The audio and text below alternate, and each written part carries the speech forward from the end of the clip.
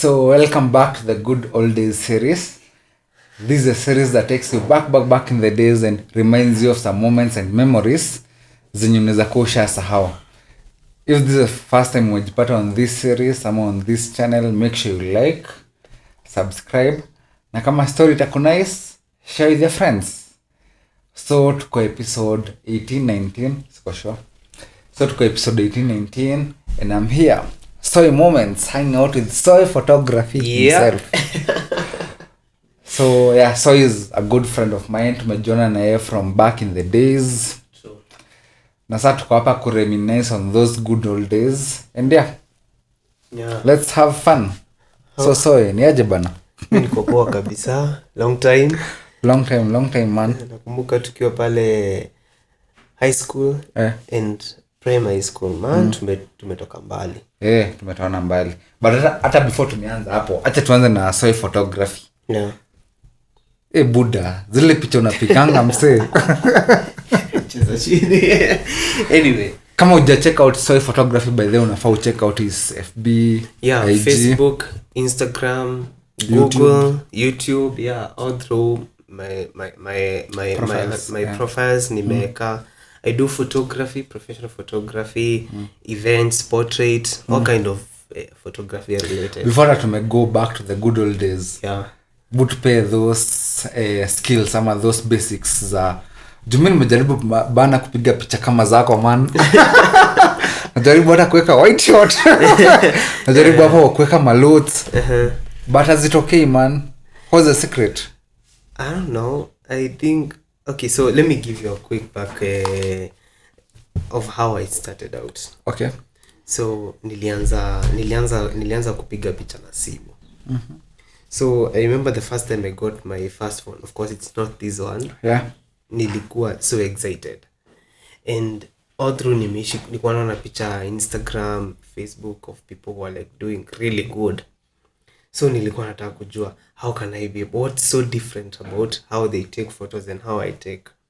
So nilikuwa naanza na maua, mbwa, sijui nini. And the first thing hadi mbwa. Motina. Kwanza I lost my favorite dog, rest in peace. But anyway, hiyo nilianza like my photography nayo. Okay. So like hiyo kublur the image ilikuwa inanifascinate sana. So going forward, I remember my parents. I've even like talked about it in my podcast. You should check out my podcast, Soy Talks, on YouTube. So I remember when I got my first camera, it was very funny. Like my parents walikuwa wamenunua camera for their use. So me seeing a camera was like, I need to like try it out. So it was the parents' camera. Yeah, it was my parents' camera. It was not mine. Okay. So when they walikuwa wamenunua ya kufanya tu I don't know, ya kazi. Oh yeah. So what's funny is that the moment nilishika hivi nikatoka nayo nje, nikataka kuona how venye napiga. Kutoka nje I bet some people wako like, unapiganga picha. Nikawachocha niko like mimi ni photographer. Na and they were like tupige picha tutakulipa, and I was like so you can make money. So I can make money some chums taking photos. And from there, okay, the journey was not easy, and I struggled definitely. Yeah, my parents at first walikuwa nakataa kunipatia that camera, so I used to steal it. Wakafika place wakazoea, so they gave it to me. So nikapiga picha nao, but still nikiwa napiga nilikuwa na note, as much as I have a camera, still I'm not getting the quality. So when nimekwambia the quality that I wanted, sikuwa naipata. So I still felt there's something that I needed. And that led to the like fast forward to a tragic incident ambao a client of mine aliniangushia the camera kwa lami. What? It crashed. Majoto ajangi like the expense of camera and all this. Funny enough was that hiyo iko expensive sana. But iliniuma. You're just starting out on something and then the camera you're using imeanguka. What's next? Yeah. So the camera ikaspoil. Nikajaribu kutafuta venye itengenezea, sikuweza kupata way. Ikabidi nimefanya hadi mjengo. Nikijaribu kutafuta do ya kununua another camera. So mjengo mi naona misi Heavyweight. unajua kuna ile unajiaccept unaona tu hapa kuna kazi, kila kazi iko na mwenyewe. So I started nikaenda. I'm also a vet, like nimesomea vet medicine. Okay, acha to get back to that. Yeah, veterinary. Ama ni veterinary. Yeah, it's veterinary whatever. Kizungu veterinary medicine and that. So nikaenda nikafanya. Okay, acha to get back to that. Yeah. Tuanze sasa na from back in the days. Ulikuwa Mwangaza? Nimeenda Mwangaza. Ama nilikujulia Mwangaza wa Merimadha. Jumi nilikujulia kulikuwa na Brian Muthoi. Yeah. Na kulikuwa na another Muthoi. Sasa sikumbuki. Mnakuwa cousins. You guys just knew my name. Nimeishi kuificha. Anyway, let's keep. Sikuwa na cousin in any of the place, and those two people was me. Shit. Yeah. Me thought those were two. No, it was me. Uliweza kulive two different characters in the primary school. Nilikuwa Merimadha, alafu nikaenda Mwangaza, alafu nikarudi Merimadha. What? Yeah. From hey man, I never knew that. Standard, okay. Kutoka class 1 up to class 5 nilikuwa Merimadha. Then nika switch to Mwangaza class 5, 6 and 7. Before 7 ishe nikarudi Merimadha. But okay, ile period niko major. Mimi nikiwa Merimadha huko Merimadha, juu nakumbuka mimi niliingia Merimadha 27. Afu nikamaliza 27 nilikuwa class 5. Afu nikafika hadi 29. Huko Merimadha yote time. Yeah. That was the phase. But nilikuwa nasikia history. Ulikuwa unakimbia. Wow. Nilikuwa nasikia nilikuwa nasikia history like kulikuwa na msee hapa bana Muthoi bana alikuwa anakimbia vibaya sana. Nilikuwa nakimbia. Unaona the 42 kilometers lap. Nilikuwa nakimbia na maliza, and I was always top 10. Marathon ni marathon nilikuwa nakimbia na maliza. There's a time the highest nishaifika was number 4. Na juu kulikuwa na like other guys from other schools, the huge guys walikuwa nakimbia. Yeah, you know what's funny? One of the guys nilimpata Kanjori, but that's the story of another time. Na bado nilikuwa nakimbia huko, utamjua. Nakumbuka nakimbia. So nilikuwa nakimbia. I used to do so many things. Alright. Yeah. So acha tuki throw back in the days. Maybe unaweza kumbuka anytime kuna time maybe ushai mess pero akakufanyia ile kitu ukapigwa vibaya sana. Killing the worst yenye ushaipata. Bwana mimi acha nikwambie. Maisha yangu yote imekuwa vita. Na si za kiroho, physical. Zote mbili. So as in mimi nilikuwa mtukutu kiplani, but ile tu no more every boy. But umeishi kwa bad boy, acha tutanganyane vizuri. But kutoka kitambo nilikuwa na this belief of I know what I want. Okay. And I live to that. Yeah, so switch kidogo imetokana kidogo. Yeah, these things zinakuanga na issue, but we live according to vinyaza. Yeah.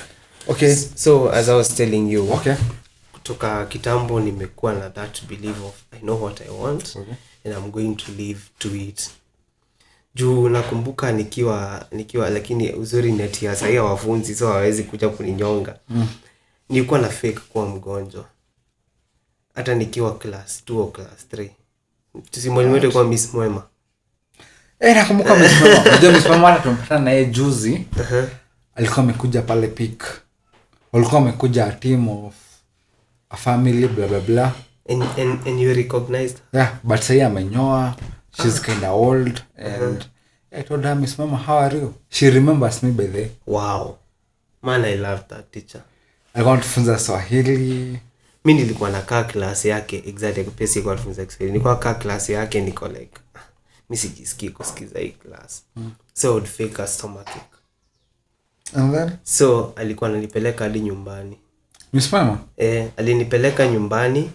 Naenda and all through I'm faking it. Naenda hadi naekelewa kwa bed na mzazi. Unaekea hiyo maji ya chumvi. Nalala naambiwa nilale na sasa niko sawa kabisa. And I did that all the way to high school. But anyway, I just felt that easy the school system, it's all about like knowledge. Hakuna knowledge unapewa. Ni kuambiwa tu like what happened in history and ujaribu kukumbuka kenye umeambiwa. Like how is Ramapithecus helping me right now? By anyway, wanafunzi wakoe keen kwa darasa. Mimi by then nilikuwa a good history student.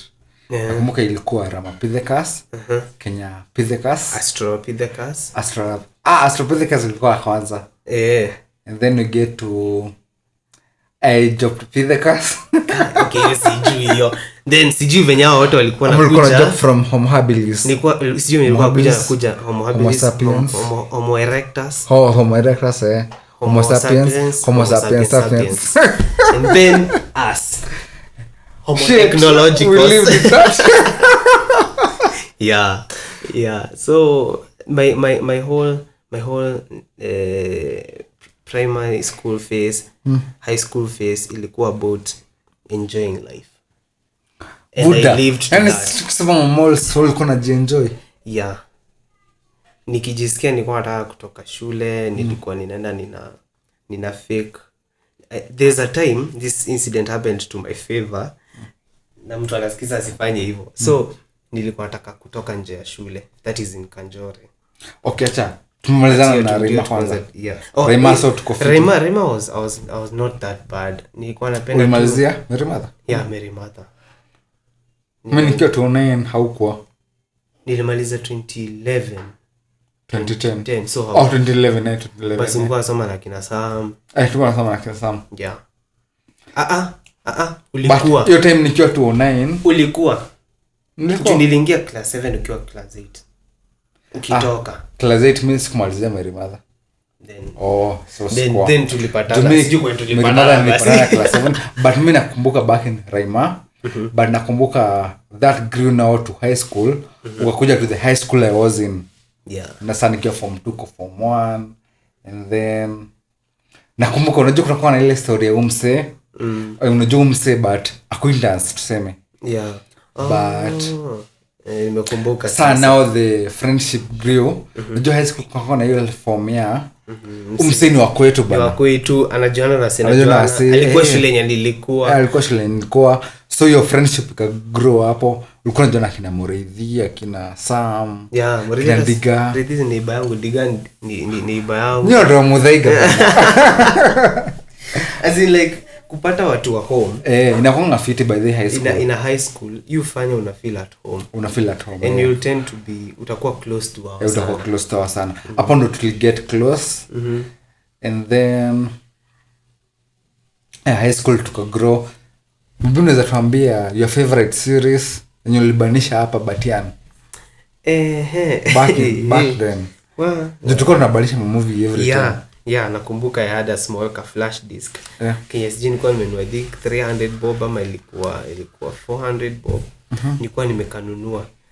I remember the first movie ambao nilibanisha, if I can recall very your favorite. Those times nilikuwa napenda Jackie Chan movies. Alright. So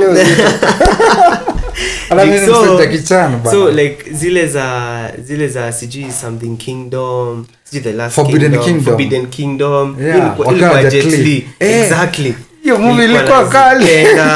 Kulikuwa na hii wakiwa wameact na inaitwaje, this black guy ambaye wameact. Chris Tucker.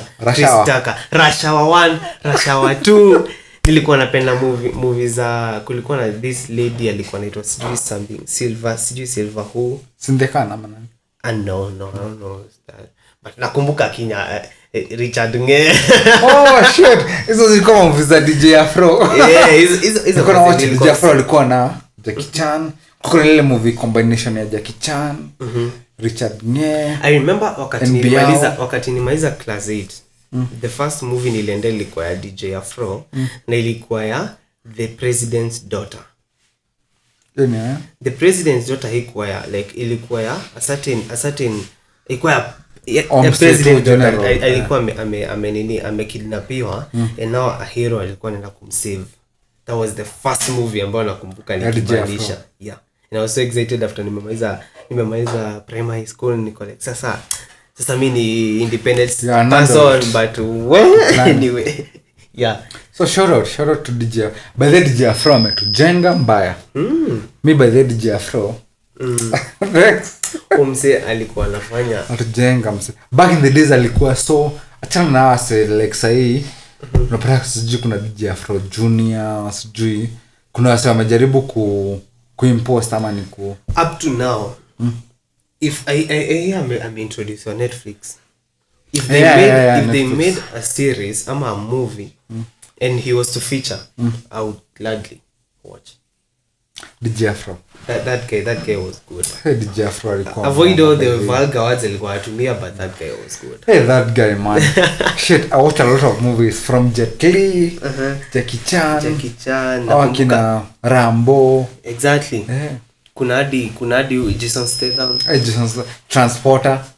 Almost Transporter. Mazi Transporter. The good old days, man. So aturudi hapo high school. Lakini so tulipoingia hapo high school, Buda ukachange kwa the bad boy. Shetani alikuja akaniaribu. Nilikuwa mtoto wa Mungu. Bado mimi mtoto wa Mungu. So you know what's funny, when I joined high school, I was not ready. How? Nikiingia form 1, nakumbuka nikiingia na wapata, bado nilikuwa na feel like ni kama siko ready kuanza kusoma. Unaelewa? So kuingia napata githeri. Napata sijui kuamka mapema. Mwa mnakula kwani? Hamko mnakula githeri? Ukiwa umekaa nyumbani kutoka Raima, hiyo ako cafe ska nini? Ulikuwa day scholar? Not really. Mimi sikuwa day scholar, nilikuwa boda. But now nilikuwa nimekaa some few months out. Nikaanza kusikiza Kiss 100 akina Shafi Weru, na Kaleche Mumo, Caroline Mutoko. I used to listen to them. Na unajua maisha nyumbani like soft. Ilikuwa tu life. Mzazi anaenda kazi, unabaki tu peke yako nyumbani. Life was good. Sasa umeingia high school where there are so many rules. It was a bit hard, but I was not ready. So wakati niliingia, I was a small boy. Life was hard. It was not simple. Okay, mimi nimeishi kupenda soft life kutoka kitambo. So afu napata pia pressure nayo was a thing. Unaona bado nakumbuka nimekwambia when I was in primary school nilikuwa natafuta excuse not to be in class. I'm not saying that sikuwa napenda masomo, nilikuwa napita. In any case the school was extracurricular. Nimepita. It was a good school. Yeah. So wakati niliingia unapatana na kina chemistry, physics, unajua sasa ukiwa form 1 vitu kama hizo ni simple. Juu unaulizwa tu what is physics? Exactly. My introduction. Nikumbuke what is physics? Physics. Physics. Okay, what is chemistry? Chemistry is a study of compounds and some and chemical or whatever. No, muka to history is the study of past events revolving around man. Ilikuwa napewa 2 marks, 2 points. Nakumbuka agriculture. I did agriculture. Okay. After trying computer and then budangu akakuja akaniambia chujinga. Fanya agriculture. And I'm glad he did that because now agrindo that's like economy life. Because apart from photography, nakwambia the other thing that I do. So fast forward to high school, bado nilikuwa feel nikiwa Raima like I don't belong here. Like I should be somewhere like doing this. Sema creative school. I love creativity. Nilikuwa artist, nilikuwa nachora. Ukiwa Raima? Yes. Na nikiwa high school bado nilikuwa nachora. Ushaichora hizi mali ulikuwa unanikia? Mimi nilikuwa na calligraphy ya watu. Kwa nini uko ni calligraphy? Amoshi ni calligraphy? Ushaituma barua? Nilikuwa tuma barua TT. Exactly. Before anza kusema ati sijui ati we stooped Only when too you low. go in the You remember when they physical- said that? Shit. They Tukiwa said form that 3, ati Kanjori stooped too low. tukiendea kina madhaidhi Kina Karatina Gas. karabe ite karabe Sikwenda kusema hiyo jina. ni karabe bana, ni karabe. Anyway, so nilikuwa na calligraph, nilikuwa na chora, nilikuwa kimbia bado. I remember nilikuwa Batian. Nilikuwa Batian. So there was this time kulikuwa na ile inter-house competition ya kukimbia. So ilikuwa tunakumbuka venye how like the first walikuwa nakula ng'ombe ama ilikuwa wanafanya nini? Domwan tuliishi kushinda Domwan. So kulikuwa na ile yenye unless like tukue top 2 ndio sisi top number 1 na 2 walikuwa na ng'ombe. Number 2 walikuwa kula sijui nini. So kulikuwa na ile either Batian ikuwe number 2 juu tulikuwa number 3. Lenana so, si tulikuwa number 1. Lenana tulikuwa tunaamini Lenana bana.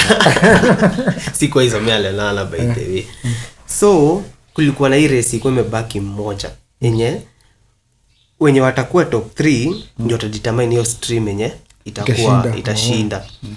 So hatuko tunajua nani ata race. Unajua nilikuwa kama mtu kadogo nilikuwa apigwa sana watu sijui mko mnanipiga by the way. But nakumbuka kulikuwa na ile yenye ilikuwa 200 meters. So nikaambia wase acha nikimbie. Wase wako like tumetafuta mtu tumekosa then nimejitolea. So the funny thing is that ili change at once wakasema wewe ndio unataka kujitolea tukishindwa ile vita tutakuwekelea form 4 stream zima. So I had to run not because najua kukimbia but nikishindwa utapigwa, itabidi nimeendelea kukimbia nitapigwa. Nakumbuka time ilikuwa kina Kairani. Exactly. Same mabazuba. So tumepiga hapo on your marks, get set. Kutoka ile nilitoka hapo mbio. Wase wana expect ni kuwa mwisho. Unajua nilikuwa number 2. Ilikuwa 2013 ama 20. I don't even remember. But ulishinda. Dom ulikuwa dom? I think nilishinda. Ulikuwa dom? 7. Dom 7. Yeah. Sikumbuki how it went but I remember I won that race. Unajua kila mtu alishtuka. Hadi nikainuliwa juu, karibu hata ninuliwe na walimu juu. Wallahi. Nilibebwa juu. Wase walikuwa wameshangilia, hakuwa naamini ya kwamba like unaweza shinda hivyo. Yeah. So bado ni racer bado. I still run. I do creativity, photography. I sing. Okay, we'll get to that. So okay, one of the incidents nakumbuka pale high school. Mse. All call us ama sus. Ilikuwa sus. Huko ipestos. No, I just looked like someone who huko ipestos.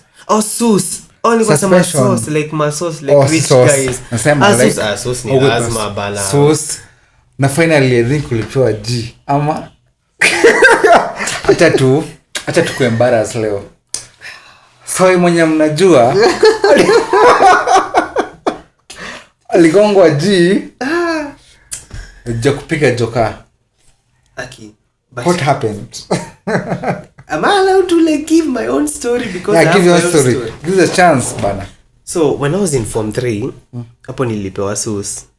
And you know the funny thing is that kwa hizo incidences zote I don't remember any part where I was the cause of that sus.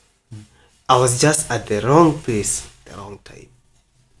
In form 3 kulikuwa na incidents ya form 3 like kulikuwa na wasisi hapana hiyo nilikuwa cause nimekumbuka. So tulikuwa hakuna trip tulikuwa tunahata kama ni music festivals nimekwambia mimi uimba drama ni hizo vitu bana. Kama ni kukimbia ukimbianga imekata sawa.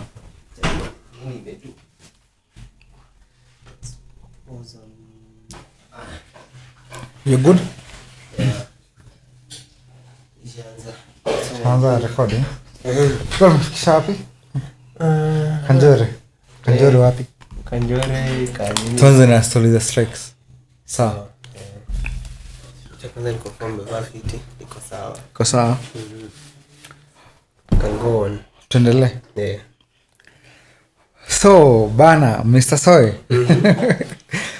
Nakumbuka hapo Kanjore bana, masos maji. Yeah, as I was telling you. Ni story watu wajui bana. Tuambie. Ndio nilikuwa nakushow. Tulikuwa tunaitwa, there's a certain incident that happened. I can't remember it very well. But ilikuwa about, I don't know what happened. It was like not tech related. But tulikuwa tunaenda all the events. Remember all the events that tulikuwa tunaenda. Drama. So na tuko tuna attend class. Tunatu sherehe kwenye iko tunaenda, kila kitu tunaenda. Life ni drama yani. So I remember kuna time tumejitayarisha hapo kwenda nini, tumetesha kwenda Science Congress. Tumejipanga tu vizuri.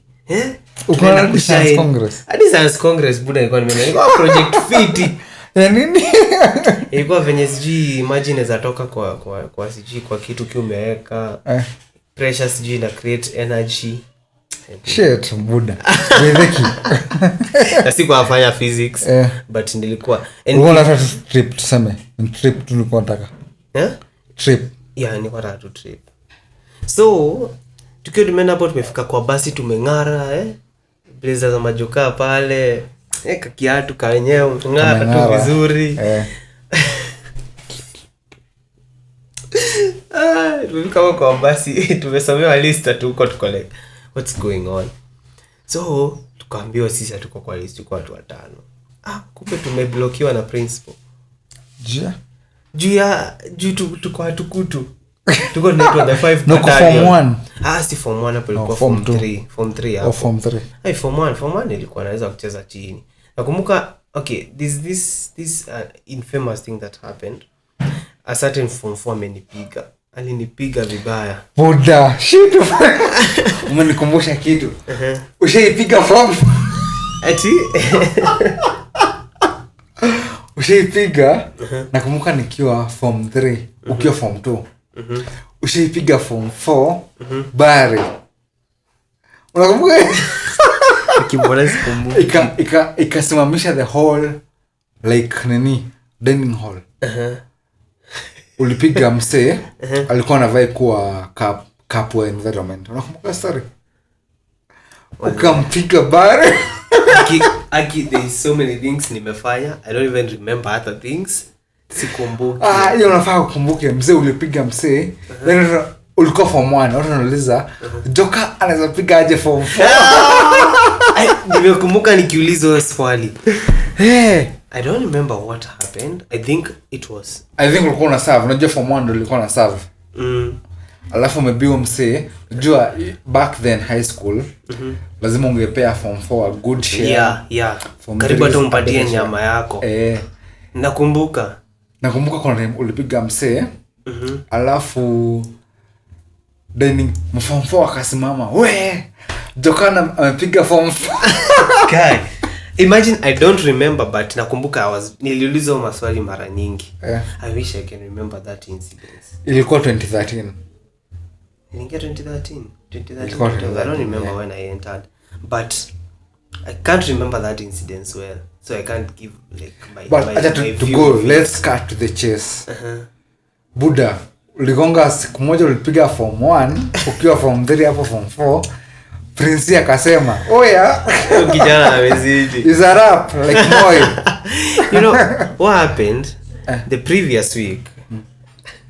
Isijumbwana naisema stories for iko anaiongelelea. It's good old days. But it's good old days. So nilikuwa nimechora like art.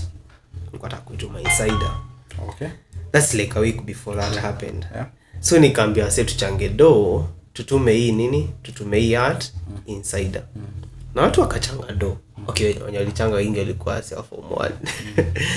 So sasa do imechangwa, bado sijatuma art.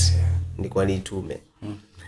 So the school president ambaye alikuwa in charge alikuwa Eugene. By then Eugene assistant alikuwa assistant. So Eugene alikuwa my classmate. Alikuwa my deskmate. not even classmate, like what deskmate. Deskmate. Yeah. Shifanya by the vlog. I've seen it, man. Shout out to Eugene. You have not seen it. Here it is. Okay. So akaniuliza why are you, mbona unachangisha do? Nikajaribu kumuelezea, hakutaka kusikia. Kaniambia kesho unaenda kujisema kwa principal nini umefanya. Of course you can guess it, sikuenda. Juu mbona niende nijiseme ati nimeenda nikachangisha do. So akaenda okay, ulikuwa unachangisha do ya kutuma an article ama ni ya art. Sinakumbuka like kulikuwa like publishing, walikuwa na publish art. Oh yeah. Nakumbuka kina Vosti venye walikuwa na chora. Vosti bazeni shifanya video ya Insider. Sikuwa shay watch. Yeah. Insider magazine blah blah. I've done. So nilikuwa nitume. So we want to charge how much? Ati sikuwa nimecharge anyone. Walikuwa na charge how much wao? I don't remember, but nilikuwa nimepata, let's say nilikuwa nimepata more money that I needed to. Oh yeah. To send. So Eugene akaenda akanisema kwa principal, akasema nina solicit like money from people. From once. Shit. I'm calling people. And I wasn't. When you call man. I'm not a call man. I just nilikuwa nimeuliza tu watu mnaweza nichangia do, we send it. And people agreed. From once. Like everyone. Oh. But watu walikuwa nakataa. So wenye walitikia ni from once. So I don't know. It's so funny. Nikaripotiwa. Kaomba G. Sikupewa G. Ilikuwa? So my parents were called. Oh.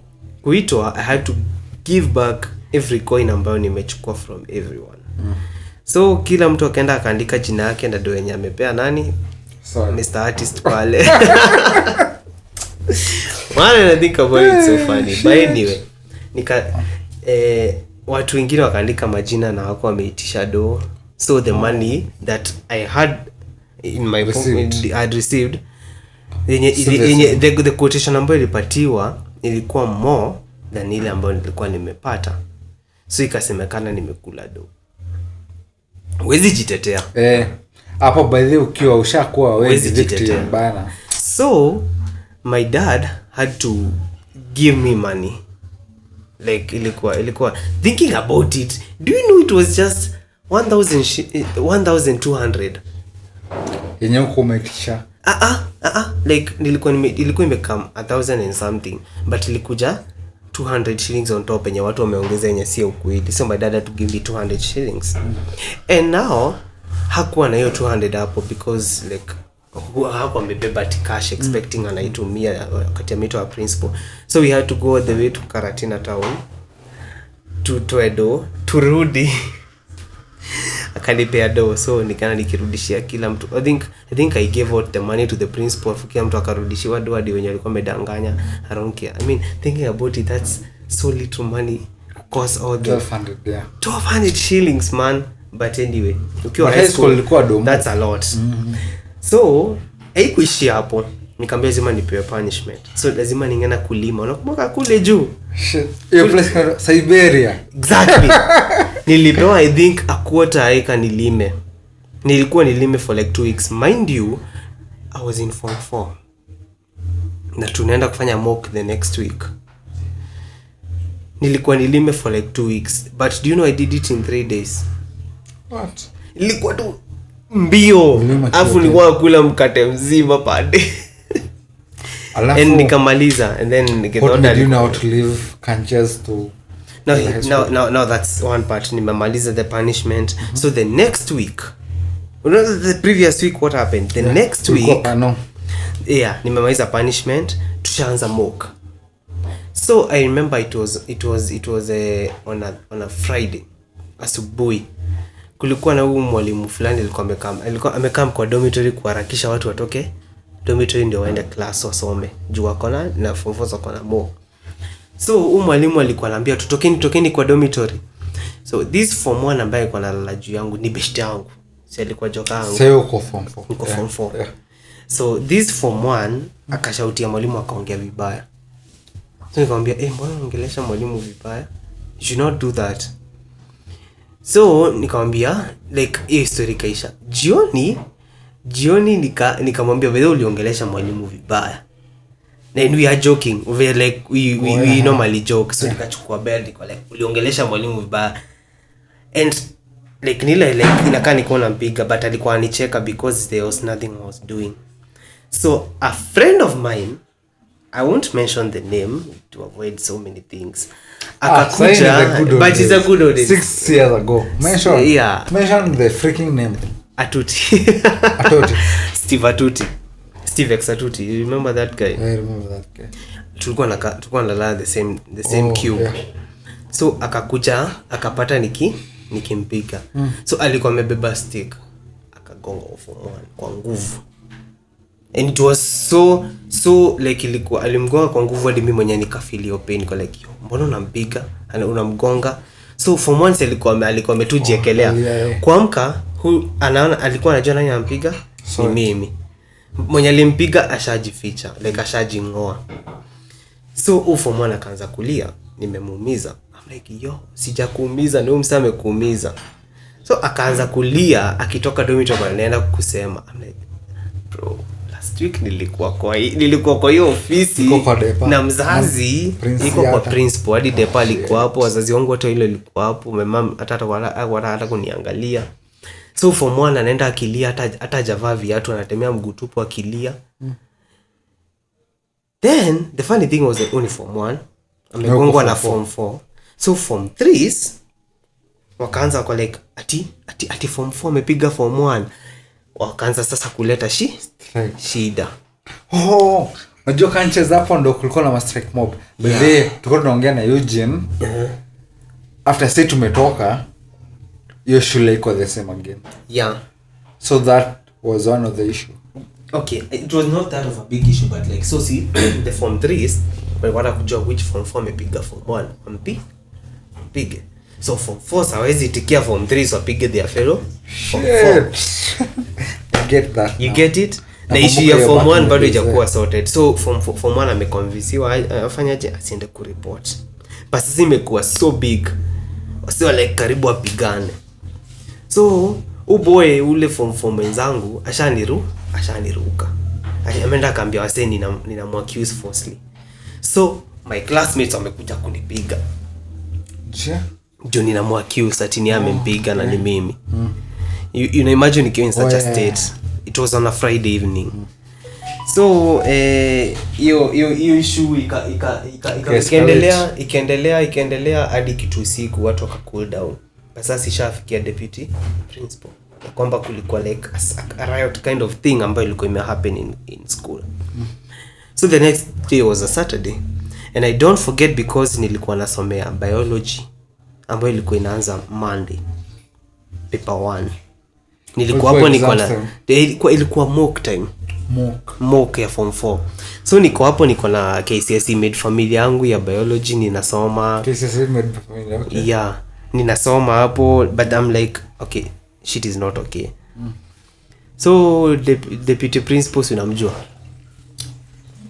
Iko Gedhoda. Exactly. The big fella alikuwa huge. So amepitia hapo class yetu akaingia kwa like wewe kijana kwa ofisi yangu. Na last week tulikuwa leo yake ni inspect ya punishment. So kwenda hapo akaniambia sasa wewe huwezi saidia. Is a rap like boy. Wewe unaenda nyumbani. So akanipea suspension the same day on a Saturday. Akanipea suspension. Nakumbuka tulipewa suspension the same time na Edwin Keguta. Do you know the guy? Alikuwa DH. Yeah, Edwin Keguta. Alikuwa sio alikuwa amefanya ujinga gani? Juzi man, alikuja akiwa maji. Yeah. So tukaenda na yeye, tukakuja yeye funny enough. So mimi kwenda nyumbani mzazi ako like, hata hakuwa alikuwa tuzeza. Tulikuwa huko. Na sasa uko hapa tena. Najaribu kuambia sijapiga form 1. Wanaamini, hawaniamini, but like finally wako na nyewe msichana wa convince kabisa mimi sikupiga form 1. Ni msali aliniekelea. Like it's so funny ya kwamba yes nilikuwa napiga but sio mimi nilifanya alie. You get the instance. So I think 2 days after that the principal called my dad. Akamwambia tuende shule. So venye alimcall my dad akaniambia venye naona hapa sioni ukitoboa. the good thing was like I love how my parents were like they walikuwa na understand and walikuwa wananisaidia. So kuenda shule, the principal wako like, sasa wewe last week tulikuwa hapa tena umepigana, so wewe mimi naona nikajaribu kumwambia I didn't do the mistake, but nataki kusikia. So kaniambia kama unataka kujitetea vitu zako zikiwa nje ya gate, like box yako, your mattress, nini eka nje ya gate, sasa kuja ujitetee. I'm like that doesn't even make sense. Unanifukuza. Do you know hata sikupata ile nini ile barua ya kuandika ile wenye unaambiwa ati umefukuzwa hii shule jo. Sikuandikiwa like wewe ishia. Nikajaribu, nilikuwa na pesa kwa basa, nikajaribu kujitoa, no one had me. Hadi saa hii nilikuwa nimeacha do. Ilikuwa tao. But tao mazi nataka hiyo tao bali ndo nyingi. Hadi saa hii bana. Like umesave tao kama student. Wamekataa kabisa, like hakuna mtu anataka kukutolea.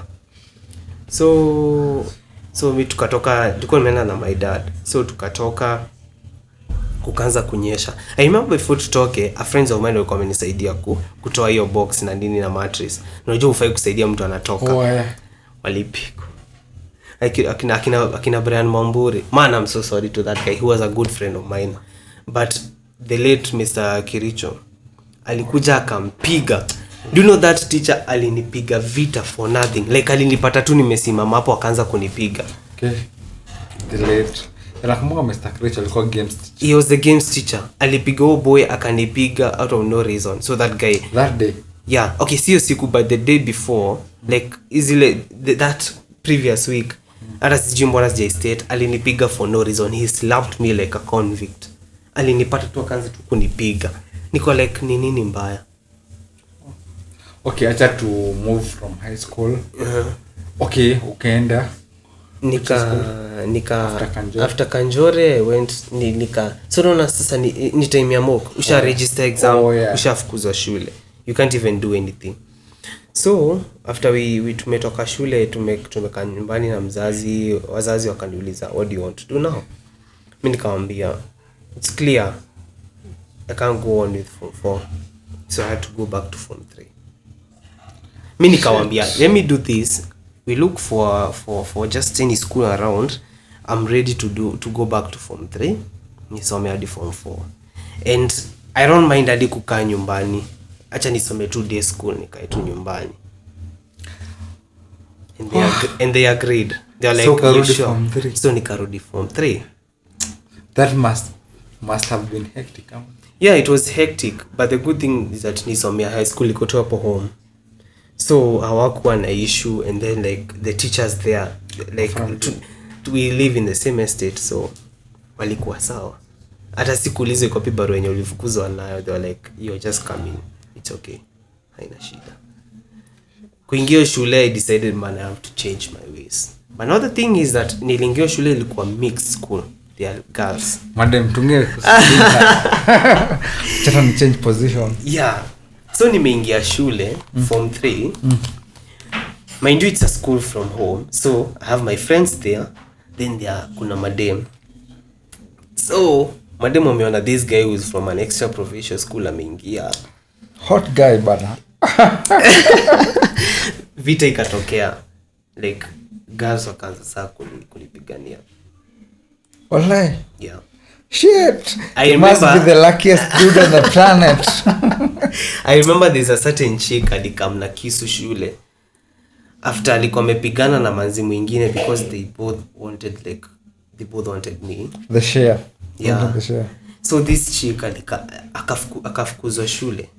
So alikuwa amekam na kisu kunidunga because she like this, if she couldn't have me, then no one else would. What? But lucky enough wase wakaniokoa, sikudungwa kisu na dem. Nikaitwa kwa ofisi na the deputy principal. Akwa like mbona umefanya like shule madem sasa wamekuwa hivi.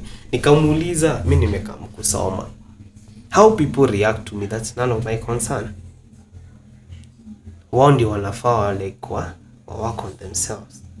I'm just a guy who's like trying to read. But in any case, cool down, watu wakatulia. Of course like other things hatuongeangi but yeah, ilikuwa poa. Nikamaliza shule, nikamaliza form 4, form 3, form 4, hadi kwa bado nilikuwa naenda all the trips. Kwanza the good thing was at the school that I went, you know, my dear was from an extra provincial school, so kwenda kule I was a top performer. Ulikuwa na namba? Nilikuwa number 1 ama number 2. Walai. Yeah, and I was made a school nini, nilikuwa prefect. Nyana nikakuwa prefect. Captain. Sikuwa nataka hizo kubwa. Ni hatu nikakuwa tu prefect wa class. Okay. So all the tips za makapteni wa shule nilikuwa naenda. Yeah, life was good. Tulikuwa tunaenda like neighboring girls schools, jiku watch mabook. Ilikuwa book shows and stuff. Because zinakuwa mabook shows where people came and walikuwa wana act. Nilikuwa nachaguliwa like unaona watu wakiact the set books. So kukiwa na a scene of a guy, our ladies walikuwa na actually kwa chagua a student like akuje. I used to get picked all the time. So ulianza kumaliza madem back in the days. I can't say na malizanga. Unajua mgema aki mimi mgema against jisifu and there are guys out there who like who look really good, but according to them I used to appeal to them. So nilikuwa na enjoy such instances. But anyway, nikamaliza form 4 but then after kumaliza form 4 I passed, but I didn't pass that much. You know, sasa nilikuwa nishaanza the music thing. Yeah. Like art nilikuwa nisha major in it. Bado unajua like my mental health ilikuwa imeenda chini. Like nimeshaanza ku adjust to like staying at home with my parents every day, going alafu una like guys at home were so used to you living around, like going to an extra provincial school. Now they're seeing you kila siku wanaona unaenda nyumbani na uniform ya shule niko tu hapo. So it ilifanya nikakuwa bit trauma, ilinieka trauma kidogo, but nika survive all the way through. So after nimemaliza nimeka out of the school. So the courses that my parents wanted me to pursue azikuwa zinaingiana. So mimi nikakataa, like mimi siendi kufanya kenye mnataka nifanye. It's either I do what I want or I don't do anything at all. Walikuwa wanataka kufanya nini? They wanted me to do, I don't know, like kuwa mwalimu ama ni education. Yeah, like unaona zile the white collar jobs. Yeah. I don't have white collar, and I respect people who do it, but I don't see a thing. Yeah, so I stayed a whole year out of school. Nilikaa nyumbani a whole year without doing anything. Watu washaingia kampo, but mimi sijaingia. I'm not doing what I want to do. So my dad one day came home, is like, yo, there's a certain course ambayo inaitwa animal health. And I'm like, wait, that's like being a vet. That's like traveling places and treating animals. I love animals. Interacting with new people every day. I'm like, so that's how I got into college. So ukafanya veterinary health. Yeah. Oh yeah, before that nilikuwa nishaanza photography. The part ambayo nilikuambia. The camera. Yeah, unaiba camera. Home. Yeah, hiyo time yote. That 1 year that I was at home, I was doing all that stuff. Okay, now sasa tumeingia history ya photography. Maybe you can tupea tips bana. Tunapatanga. Okay, one thing. Okay, hata mimi nimejaribu kufanya my own research. Niliona like to take a good picture, you have to learn about apart from the lenses and all that. Yeah. You have to learn about the aperture. True. You have to learn about the lens. ISO speed, shutter speed. Yeah. Editing pia lazima ukuwe fiti. Yeah. So maybe you can take 2 minutes tuambie what it takes to be a good photographer. Many of the people look up to you. What it takes to be a good photographer. I'm not the best photographer in the world. There are great photographers out here.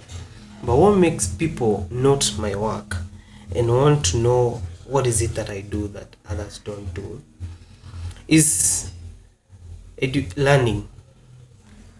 How? Be willing. Okay, tuseme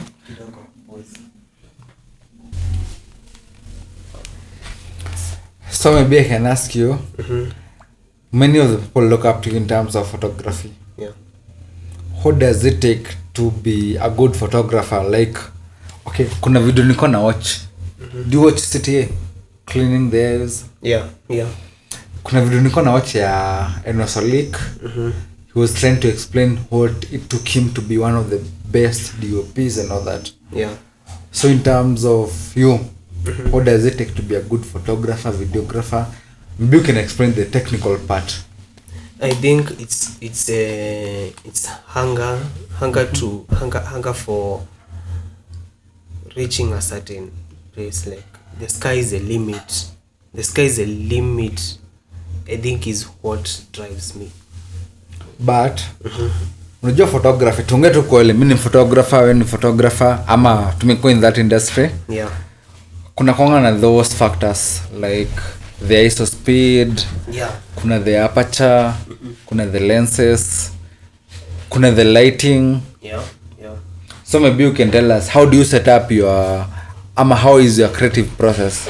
So the first thing that I do, if this is what I want to photograph, I've learned in photography that the biggest enemy to an image is a shadow and lighting. So for instance, if you look at this, utaona kwamba there's an image, there's a shadow ambayo inaenda hapo. Oh yeah. And number one, I have to look for ways to avoid that image. And number two, I have to look for ways in which the image that I take of this object will be as sharp as possible and do not look exaggerated. Okay. So, in photography, there are so many things you have to look at. For instance, what do you love? If you love capturing people, that is more of portrait photography. There are people who feel that they love wildlife photography. Someone feels like capturing capture manyumba, architecture photography. That's what they love. You cannot be in all of them. For me, I feel capturing people and nature is your niche. Something that makes me happy. It's my niche. So there are lenses that are set for that. For me, I focus more with prime lenses because prime lenses work good with portrait photography. Okay, let's not even focus the lenses. What about the aperture and the shutter speed? What's the secret between those things? I have a good friend ambaye the first time I bought the camera that I currently use, nilikuwa napiga picha na auto mode. So he told me, if you want to like go high, teach yourself to do manual, like use the manual, like shoot using manual. So nikaeka manual and I was like, let me challenge myself. Manual, I have to set my own shutter speed, my aperture and my ISO. So in ISO means that the lower the ISO, it becomes darker. Becomes darker. The higher the ISO, it becomes brighter. But inakuanga na grain. The image is more grainy. Kama TV nya ijashika network inakuanga grainy. So I had to learn that if it's sunny outside, I have to put a low ISO. If it's so sunny, it's so bright, the aperture of my lens should be a bit wide. It should be a bit wider, because if it's narrow, itakuwa so bright. And if the shutter speed is how fast you capture my hand moving. If it's a low shutter speed, that means utaona hiyo mkono shutter speed, the click. Yeah, how fast you can click it. If it's super fast, utacapture hiyo mkono ikiwa hapo ama hapo. But if it's slow, utacapture image hiyo mkono ikimove, you won't see clearly. So I had to balance all those three things to get a good photo. And I haven't gone to any photography school, but I go to YouTube, Instagram. School of YouTube. Yeah. I mean, nimelearn all these things by there. Just all these things. That's it. I look at I study so much. Up to now, I still study, but I feel I haven't reached. You have that hunger. Yeah, exactly, as I told you, hunger for knowledge. Nilikuwa nasikiza Enosolik, he was like, okay, alikuwa amegrow. He's one of the best DOP, some of the best editors we have in the country. Actually, amefanya most of the music videos. I know him. Mimi an artist amefanya that video. So he went to Los Angeles akafanya that course. And one of the trick yenye alikuwa anasema ni unaona yote ya color grading. Yeah. One of the tip I learned from him, make that video black and white. Ikiwa black and white, utakuwa una learn like where the blacks are, where the whites are, na utaweza ku adjust them accordingly. You see, now you have taught me something new. Now next time when I'm editing, I'll be better. And that's what I learned from him. Yeah, and I think schools limit so much. Because when you go to a school, you only know that this is a camera, this is what it does, this is how you take images, but you won't be taught the creativity part. Oh yeah. You see, and I think when you're out here, like if you're interested in something, you want to know, how does this work? How would it work if I tried this? What if I tried this? Would it work? Trial and error. And one thing people don't understand is, okay, umeenda shule. I'm not discrediting schools, but where do people get the knowledge to teach you that? You got the knowledge from someone who tried and failed, tried and failed, tried and succeeded.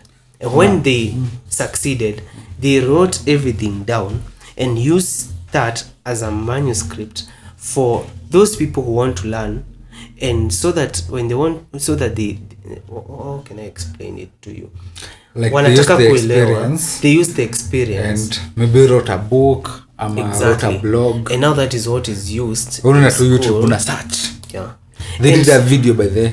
Yeah, and if someone tried and succeeded, and what they did is what we are using now in our life, and that is what we say, I've graduated in the school of this and this. Can't I also try and fail, try and succeed, and also come up with something that people will learn with? Will appreciate. Yeah. I think of myself as one of the people who will come up with great things. I don't want to learn from someone. I want to learn from someone, but I don't want to be a student. Something like you want to grow the industry in terms of what you've learned. Yeah. You want to grow it from there.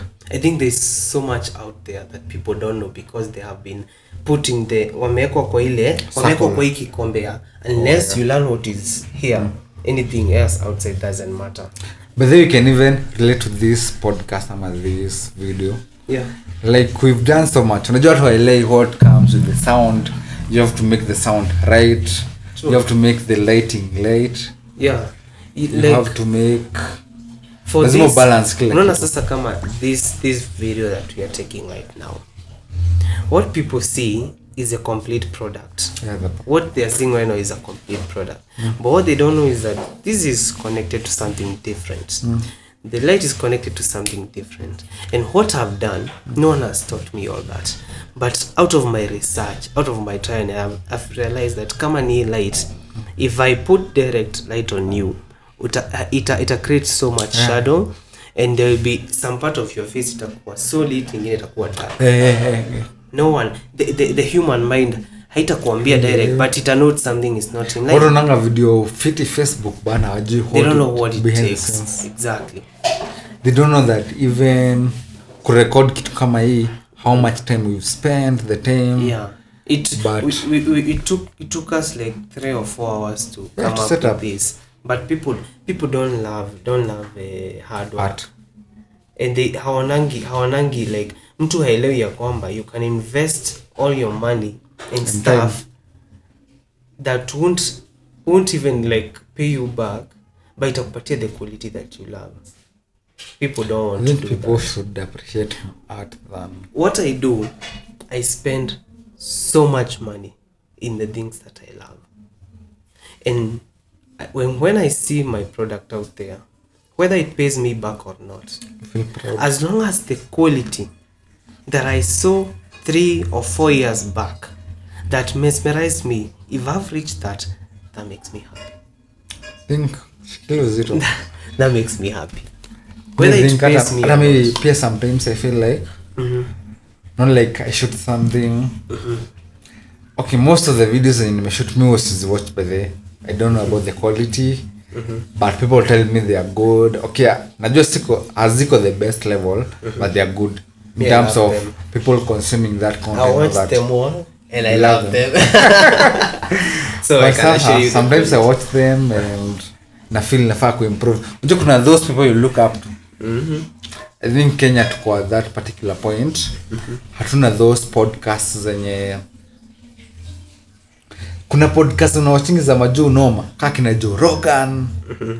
Unapata wase msee watu wako fiti. Actually, you'll be surprised at how much content Kenya has. Yeah. But people choose to support the international the international ones, and when it comes to the Kenyan content, they only support, you see, the comedy and stuff that don't make sense. This is the issue. This is what I found out before I started doing this. By then niko share research which is the best content yenye Kenyans hupenda. Kulikuwa na the comedy na maana unapata akina Crazy Kena, Flacco, all those people. Afu kuna kwa the online TV stations ama the online stations. Ama tuzite the online motion ya kina Mungai utapata Jalango, akina Jalango, Churchill. Those are the people who are watched because people love content that is based either on comedy or on rumors. Exactly, you get it. But there's so much the real content ile yenye iko na mimi najonga channels that do the real content. Naweza kupea few channels. Kuna CTA. Hiyo ni channel moja. Ukiangalia the views man na ukompare hizo zizifikiana. Kuna CTA. Kuna podcast napenda by the way unaweza angalia into the sandwich podcast. Ya kina Tony Kibbs, akina nani. Alright. So kuna hiyo, kuna Joyride podcast. Kuna podcast zingine locally too. Yeah, there's so much. You know, this guy I know is Ben Psycho. He does podcasts. There's the former Kiss 100 presenter. Kaleche? Not Kaleche. Anaitwa nani? I wish I can remember her name. Andrew Kibe pia. Andrew Kibe, look at how he's doing. By the way, jamaa he's doing good stuff. Yeah, he's doing good stuff. Check out Tuze alikuwa na Rollo Tomasi. Alikuwa? Rollo Tomasi. Unajua Rollo Tomasi is one of the best authors we have. He's one of the best. Uko majuu sasa simanishi locally. Oh yeah, I saw he was live the other day. Yeah, I saw it. No, like mtu kishaanza kufanya such moves. He's an author, he's a vlogger. Yeah. Oh no, I say one. I think as a content creator, if you believe in your art, push it. Whether people pay attention to it or not, just push it. Because the greatest content has come from people you never expected. And I many people inspire me, and I feel that kama you want to go high, I think you don't even focus on what people just. There's someone who told me kwamba kuna kitu inaitwa you have your community or you have your tribe. Not Kikuyu kamba nini. You have your tribe. You have people who believe in you. They see what you do, they love it, and that is your tribe. As long as you make those people happy, and most importantly you make yourself happy, people now can tag along. That's the first thing that I did. Mimi nilijiaminia in my art. Whether I get 12 views or 30, those are people. To even convince one person, look at what I do, is a lot of work. And the fact that you can impress one human being, 2 human beings, 3, 4, 10, 15, 20, that's something. Juzi I was telling another friend of mine, naona Kenya ukakuwa na the right infrastructure, uko na the right materials, uko na the right team. Kuna a lot of content. Mse, imagine uko Ocha bana. Utengeneza content from there, like how people rise up. Unakamua ngombe, unena dairy. You know, there's a way, you know, you can, like, I've always wanted to come up with such art, but I've never had people who can come up with. Yeah. You know, this the most basic things ambazo tunafanyanga. You can create them in a way no one expects. Yeah. Like how you transition the video from one part to the other. How you explain that story. not It's even what that that matters. unaona like explain the basic lifestyle for a person not in the town, in the rural areas like tuseme umeenda Muigas ndo Yeah. unapata mse anategemea ng'ombe for his living, you know, survival mode yake. Yeah. Huyo mse how does it start? Is the amerauka amekamua ng'ombe. Yeah, you could create a documentary about it. Amekamua ng'ombe anapeleka ng'ombe dairy, hiyo maziwa dairy. Tunakumbuka hiyo za dairy, unapeleka maziwa, umeuza, una capture all that. And then huyo mse anarudi home anapeleka ng'ombe uko kwa the grazing fields. You'd be surprised that will make certain people happy by watching it. A lot of people in Nairobi will relate to that. Yeah. Udengo kwa Nairobi amegruia ocha bana. Yeah. I have friends who are from, when you're even in the States, people who are in Dubai, Australia, those people, that is how they grew. But tunajaribingi so much to relate to the US content. And we don't even come from there.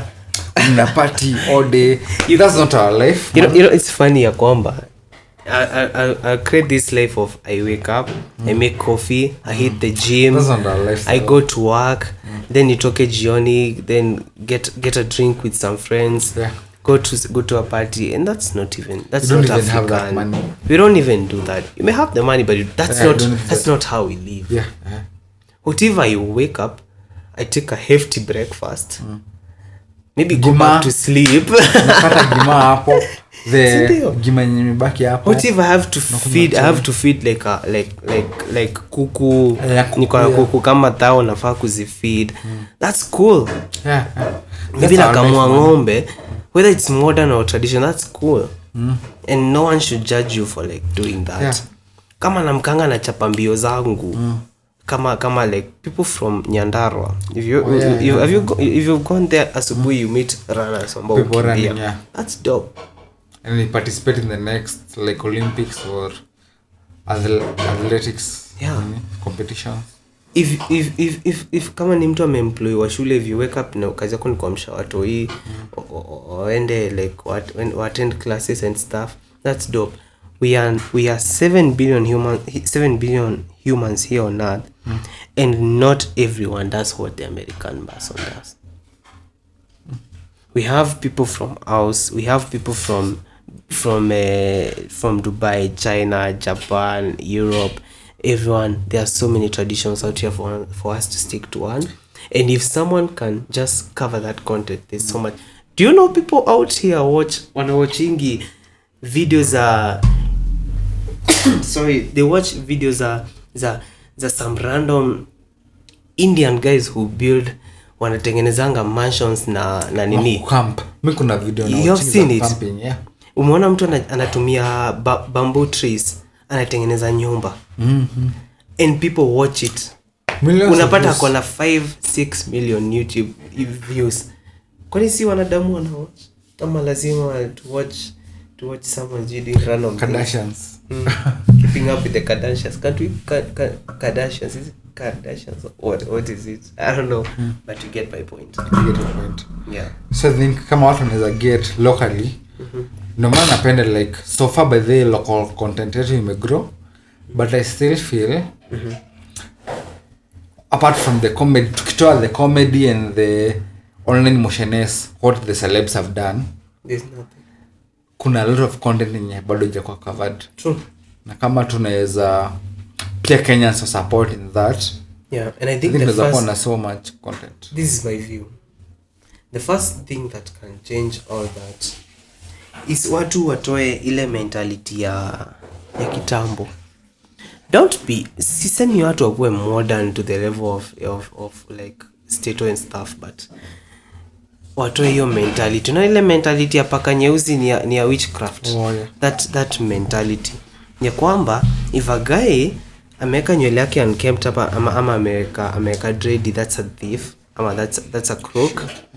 Tutoe ile mentality ya a lady unless amevaa dress ambayo imeguza the heel, she's not from the church. You know, most of the sinners are from church, but that's the story of another day. if tunaweza toa hiyo mentality from our heads, change our mindset, we change our mindset ya kwamba mtu anaweza come up with art ambayo ni controversial, and that's art. Imaanishi ya kwamba mtu amemove from his ways. In any case, ways za kitambo ziko zina believe ya kwamba mwanamke lazima apigwe. So if that is what we want to stick to, how do you think the art that we create will spread anything else apart from that? So yeah, okay, I think hiyo ni story kubwa, but if people would only usikope what we have, napatanga maju kuna vines, so kila mtu anataka kufanya vines, on get when you have challenges, everyone wants to do. What if we do our real life? Yeah, like umetoka hapa tuongee tu kweli, umekamua, umefanya nini, umepeleka maziwa. What if we do art from that, ama creativity toke from that perspective? Have you seen what Beyonce is doing? Beyonce and other artists, they are moving now to Africa. Yeah, hata Beyonce juzi alikuwa nafaa kuitwa Mama Africa, but her deserve hiyo. She doesn't. We love her, but she's not from Africa. That's not from Africa. You can't. If call someone like Wangari Maathai Mama Africa, call someone like anaitwa nani this Madam Wese. What's her name? Tangwa There are so many people. Makeba. Miriam Makeba. Yeah. That's Mama Africa. That's Mama Africa bana. Yvonne Chaka Chaka. That's another Mama Africa. There's so many women out here. I watched a show ya Abel Mutua. You know, he talks about he talks stories, heroines. By the Abel Mutua, none of the people mwenye inspire bana. I learned from him about the first female nini. She's called Johnson who I don't know her name from. She's from a West African country. But okay, me kuongea to the people who inspired me to start this talk ama this podcast. Because of what was it a podcast, but yeah, it's one of the people ni Abel Mutua. Yeah, the way he tells stories.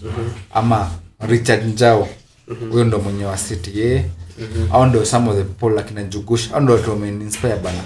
Yeah, like to tell these stories, hao ndo show that this is actually possible.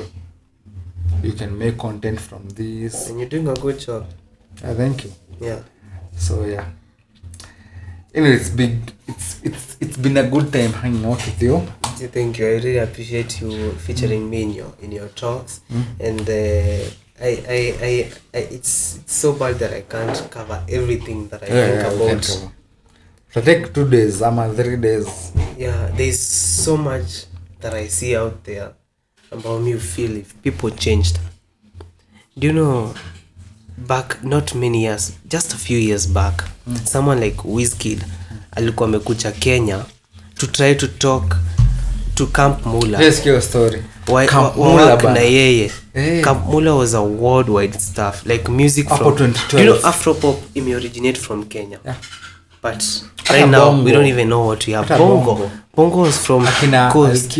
Hata most of those people akina Mustafa hata ukiingilia kina Diamond in their pioneer years walikuwa nakuja Nairobi. Unajua huko ndo kuna market, na to this date Nairobi ndo bado hiyo bongo market. Ukicompare like unapatanga like nilikuwa naangalia juzi hii kulikuwa na 2018 ama kulikuwa na Wasafi Festival. Diamond that first alifanyia Kenya Nairobi baada ya kufanyia place kama Dar. Yeah, and it became a hit. That's how big Kenya was. But now the problem is that we don't even support akina Joe Boy wanafanya Nairobi bana. You have to report to motherland. Alright. You have to report to the headquarters. Hata conscience venye alikuwa nakuja juzi alisema motherland, even though caption on IG. Yeah. I think we have so much content. If only number one, we stop criticizing our own and our own work hard. And we appreciate because hakuna kitu nyuma kama tunasema let's play KE music imekata. Think fanya the last shift. Kiko sawa hiyo. Iko sawa. Tuingie to another chapter. Yeah, the last chapter.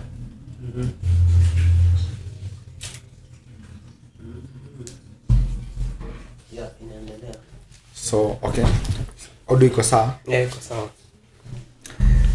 So maybe tunaingia in that last chapter. Let's talk about regrets. Any major regrets you have from the future? From the past? From my past. Jukaa mimi napatanga niko na regrets.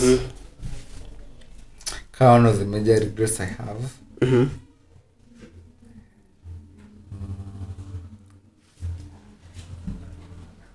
Okay, honest, tunaweza ongelea in another story, but we all have regrets that we sometimes wish that things would be different. And I think one of the regrets that I have is I wish I knew the potential that I have in life earlier,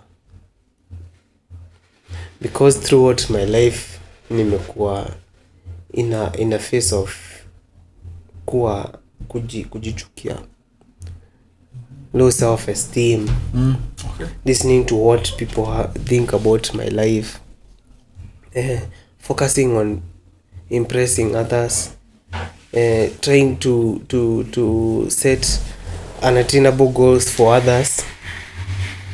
I wish ninge start earlier by knowing who I am as an entity and working on making myself happy. Better.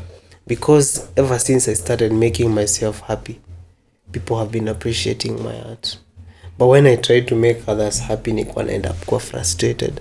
Unaamka kila asubuhi uko like, who I am? Who am I? What do I want? Nini nataka? I don't even know.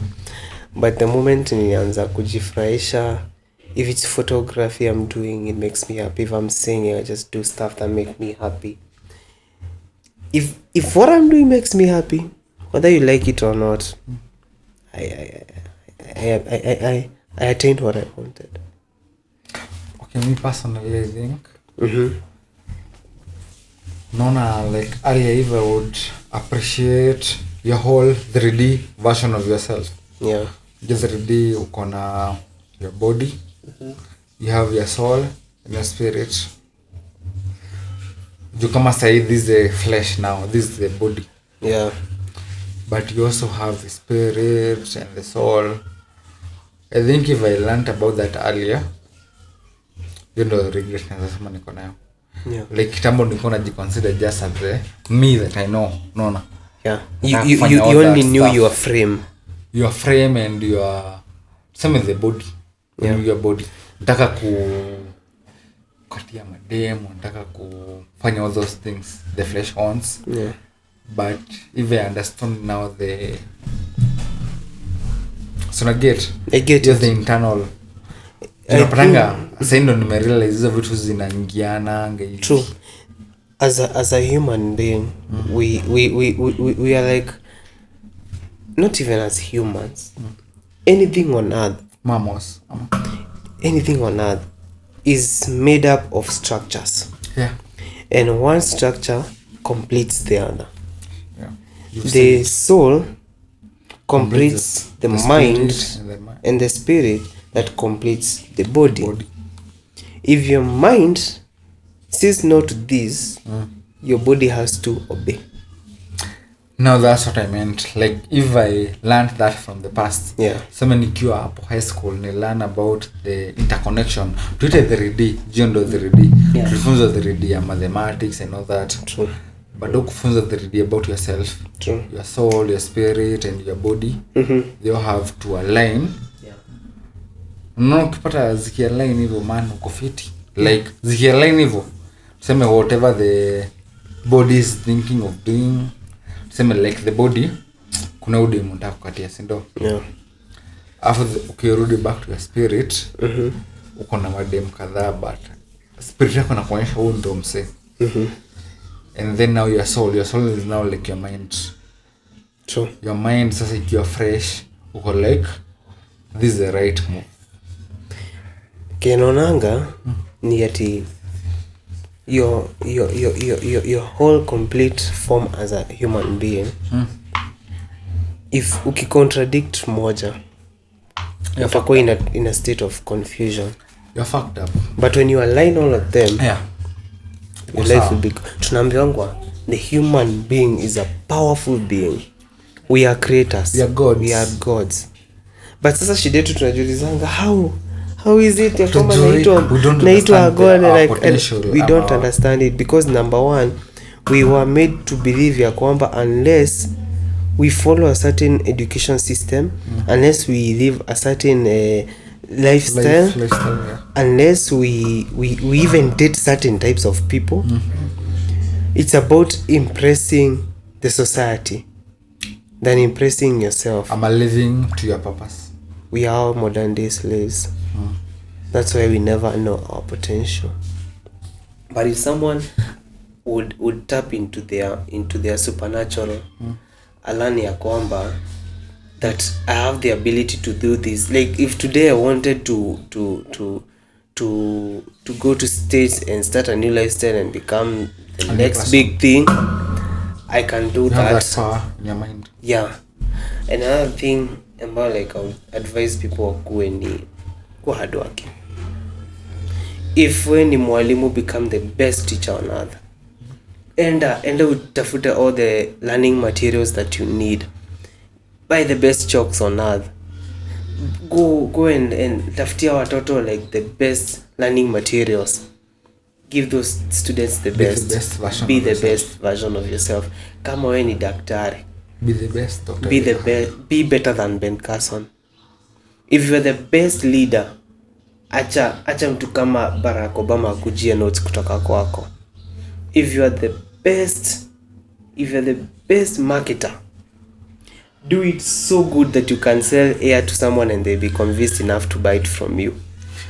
If you're the best, if you believe you're the best cook, be the best chef. Pika. Bana. If you're the best photographer, do it. Piga picture. If you're the best vlogger, even when no one is like, if you're the best vlogger, do it. Vlog do about content. anything. We don't have vlog about this cup. I can't believe it's yellow. Just look at the green emblem that is on this cup. It's so amazing. Do that. Be the best version of yourself. Make yourself happy. Hii notion ya anything unafanya you're doing it because of money. Naambiango ya kwamba every 24 hours that pass, money is printed. New money is printed daily. So there's always a note for you. Achana na wenyewe. You can make yours, but if your aim is making money, you're in the wrong planet. Pia juzi tukutonga mzee ananiambia, right now, one of the thing I'm learning is 20s. Don't chase money, chase value. And value will bring you money. Like value, create value. Kama ni hiyo photography, create hiyo value yenye watu wanajua wakitaka hii value. True. Ni soe. Exactly. You know that, can I explain that to you? Look at someone like let me see a Chinese engineer.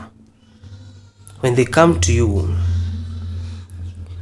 they have what their former people did, ama wenye walikuwa mbele yao, wali create a value for them. So you know, the moment you're dealing with this person, they give you good roads. So even without them talking, they have already cashed in your money. And that's how they did it locally here in Kenya. Exactly. Look at someone like Elon Musk. Anywhere he goes, he's treated like a king. He created value for himself.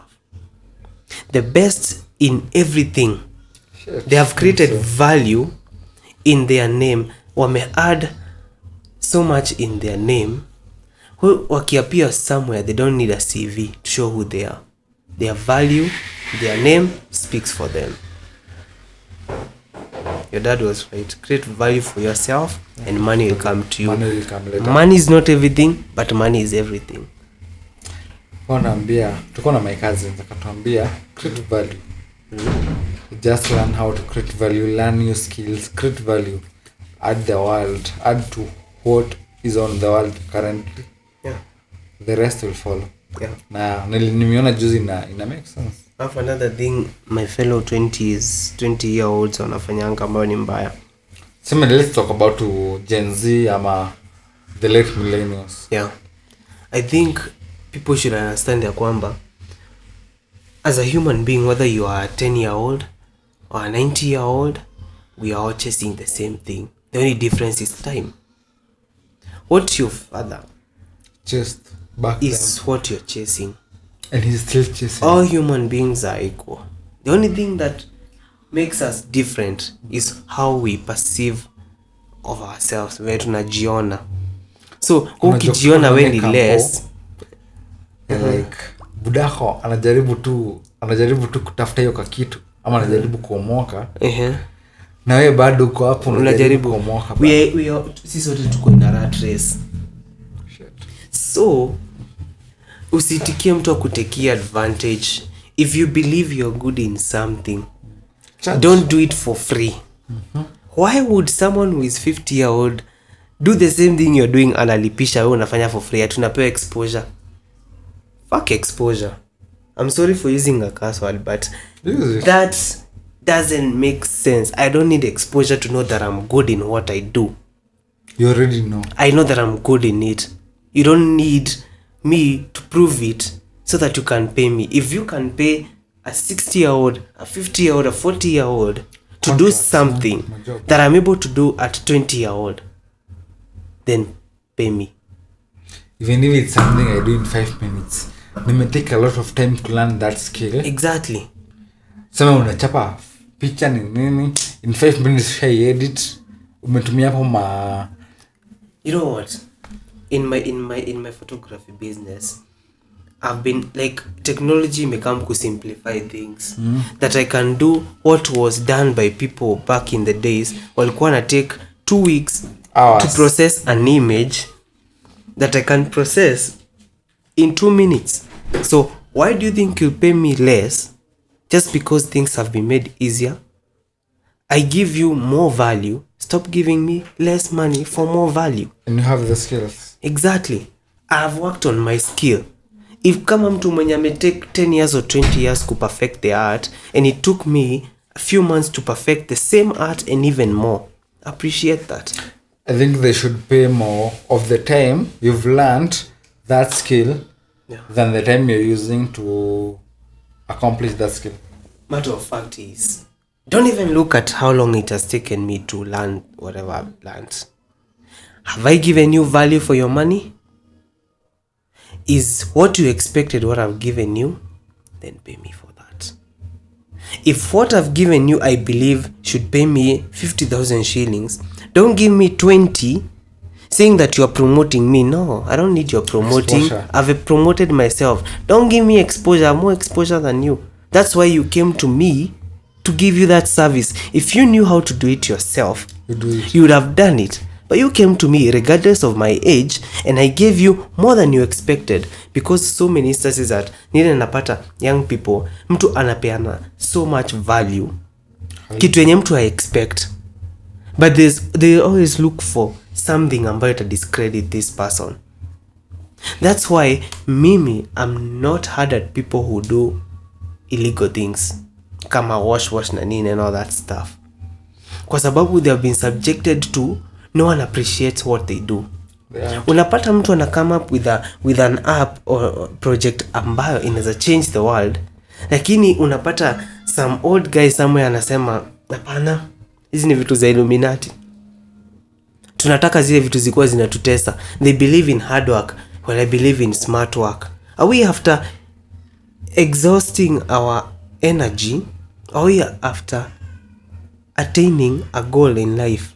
To make kwa hii dunia to make things better, not to make our muscles weaker. Shit. Hiyo ni line. Yeah. Punchline. If we are after making our muscles weaker, then kila mtu angekuwa anashinda kwa gym. But if I'm working for something, then give me Your value. my value, and I'll give you what you deserve. If you accept heaven and I get you to heaven, don't complain about the prices that it took me to build a rocket to get you there. I'm about the heaven. Ukiingia heaven upate yasi wenye ulikuwa una expect. Exactly. I did my job. I took you there. People, you want to go to Mombasa, you can take a train, you can take a plane, you can take a car, or you can walk. And your aim is about getting to Mombasa. And if you're used to walking to Mombasa for 5 months, and I get you there to Mombasa with 2 hours by a plane, don't say that I deserve less because I've taken less time. Pay me Didn't my I? level. Si nimekusaidia ukafika hiyo Mombasa. Umedeliver. Exactly. Na hit hard. So as young people, tuache kufikiria kwamba you have to sweat. Lazima ung'ang'ane. Nimekwambia vile nilienda kufanya mjengo nikaona mimi siezani. Because nilikuwa kwa field ya mtu mwenye si mimi, that's not my field. But if that's the only way I can get to that, because we are living in a messed up place. You have to get what you have to do. But you don't have to go through hard work to get what you deserve. And if what you want you get it easily, doesn't mean that you didn't earn it or you didn't deserve it. You deserved it. Because if you didn't, you wouldn't get it. But I'm not encouraging watu waweze kufanya wizi ama kukon watu kufanya vitu kama hizo. Don't use shortcuts. But if you make an easy way for yourself, the people you give value to should pay you for what you did. Okay, like what do you believe is the future for the next generation? Ama our generation pia. Unapata watu wanajaribu a lot of things, businesses and politics. Yeah. Unapata kuna that old generation yenye bado haitaki kutoka hapo. What do you believe is the future for us? I believe in a future where the old mentality will be gone. We realize that the difference between the white man and the black man is the coating on the skin. In the moment tutakuja kurealize ya kwamba we have been living a lie, tukafanywa kuamini ya kwamba as a black person I have to work 2 times harder than the white man. As a black man I have to shave my head in the same office as the white man ambaye anaeka nywele hadi anaikomb, so that I can show that I am competent to be working here. I believe that we are going to a future where the black man can freely work. The black child will be born into the earth where they deserve. An earth where humanity is equal. An earth where, as God intended all of us to enjoy our livelihood, our being alive. The initial plan of God was for us to enjoy what he has created for us. And according to the Bible stories, zenye zasemanga sijui huu alikula matunda gani, then we were cast. Haimaanishi ya kwamba plan ya God ili change. Ukisha nikuuliza jumeleta hizo stories za Bible stories. Okay, any story by then nimekuwa research, I've watched a few videos, I've read a few blogs. Do you believe Jesus was black? Do I believe Jesus was black? Ukifikiria hiyo story ya like juzi manze by then nilikuwa nasikiza hiyo story. And man, I got convinced. Jesus was black. Moses was black. And all the other Alma prophets but those being the major ones, they were black. Do you believe that? Thank you. I'm glad you have asked me that question kwa sababu I have had this talk with my friends, close people to me, and the Bible was brought to us by the white man. And I'm not saying it's not true. Yeah. And I'm not saying it's true. All I'm saying is look at our present lifestyle. Name for me a miracle you have seen since you were born. Have you seen this Red Sea pathways? Have you seen anything that was in the Bible? Have you seen anyone perform miracles? Have you seen like the sun go for 24 hours without dimming because there's a war that's going on? What I believe in is that the Bible is like a cord. And this cord, you have to you have to uncode it, or you have to decode it for you to understand it. Maybe these people were fictional, or maybe they were true. We always talk about Luanda Magere. What if Luanda Magere was modified into Samson? We know that Luanda Magere was the strongest man in our African tradition, and nothing could kill him. And we know about a certain character in the Bible known as Samson who went through the same thing. Does it make that make sense? That maybe they are the same person. Like Elijah and Jesus. Elijah and Jesus. We talk about prophets. We have our own African prophets who believed in the coming of the train. It came to pass, but they are known as witches. But their prophets are. If those are, we are told to not believe in our ancestors, but those are their ancestors. You get it? Moses is someone's ancestor, true. Abraham is someone's ancestor, and so is my great grandfather. Is also my ancestor. So why should I believe in your ancestor and not believe in mine? So mine believes in the devil and yours believe in God. But your God is my God because I have a God and you have a God. What makes me wonder is, okay, as you end up by there, okay, the white man brought us their God. Yeah. The black man, the Gikuyu man, had his God on top of Mount Kenya. Yeah. So the fact is, those two people believed in a God, a supernatural being. That's a fact. Yeah. But now, once the black man shows his ways to appease to his God, the white man was like, you don't have to do that, man. Yeah. Like the white man, kuna venye alikuwa anaonyesha the black man, whatever you are doing is very traditional. Yeah.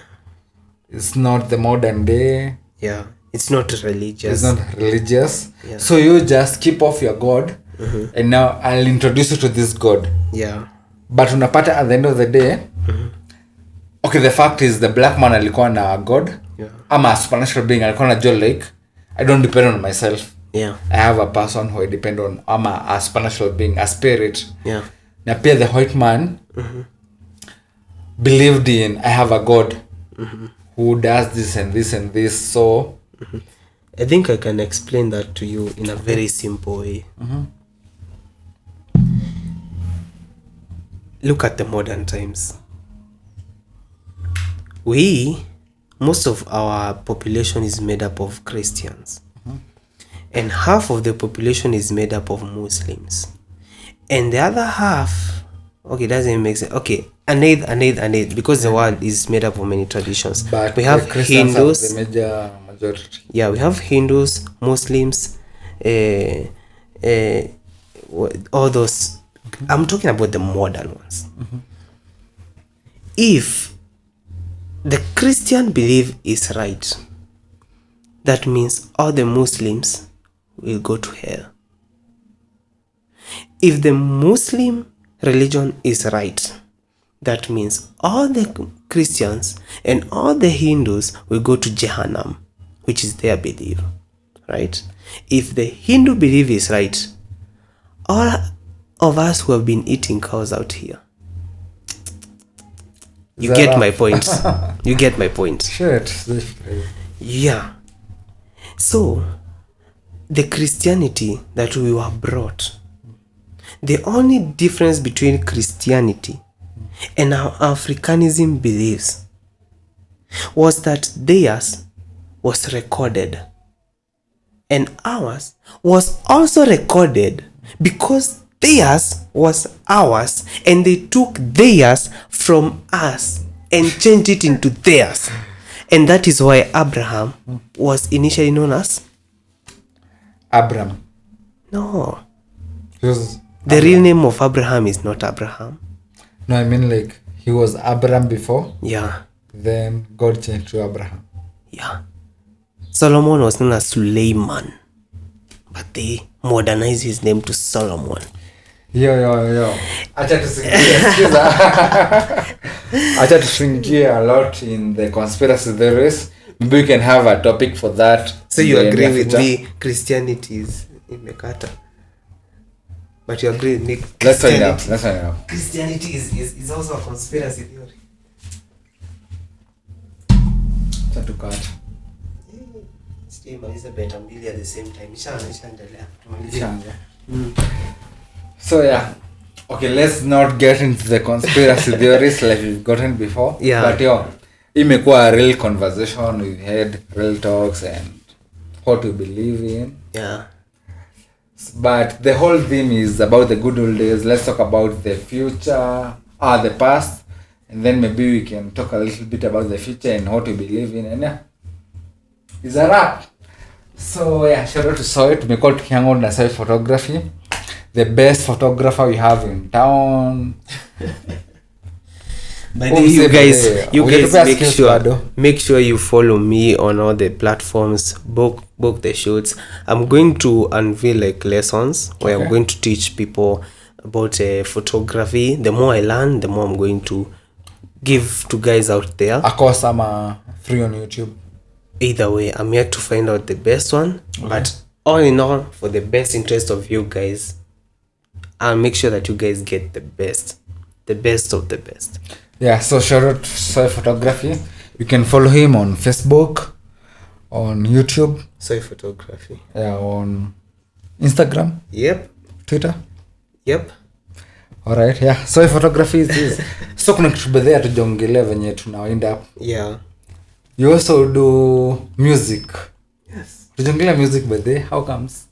Because the reason why I've not talked about music is because I'm in a transition of okay, dream yako inakuwa ya usanii ya music kama ya my dream is to become the best version of myself. And I believe music, I'm about to go major on my art. I've been focusing more on covers. I've been doing covers that have been going widely, and I appreciate kila mtu ambaye amekuwa akishare, amekuwa akilisten to them. I've been getting lessons from people who have been showing me ways of like doing good in my art. I've been investing in my art, and now I'm about to like go major on it. So that's why I've not been talking about it so much, and I believe that with time people will get to see what they have not seen, and maybe people will come back to this and realize that we had this conversation, and guys, don't use that to put me down. So yeah, by the way, kama hujaicheki covers za Soy bana, ingia hapo YouTube, handle ni Soy Photography ama the channel. For my music it's Soy Brian. That's my Soy Brian, yeah. Soy Brian, that on all social media sites. Soy Brian on Facebook, Instagram, Twitter. I'm not a big fan of Twitter, okay. but yeah, that's the handle then. Yeah, Soy Brian. I am Soy Brian on YouTube. Go subscribe, follow, share, do all those things that people do, and most of all, help me become better. So yeah, it's a wrap bana. It's been a good moment hanging out with Soy. I'm glad. So kama umependa the vlog, make sure you like, make sure you subscribe, share with your friends. Yeah, so maybe unaweza ambia your fans to subscribe, to share.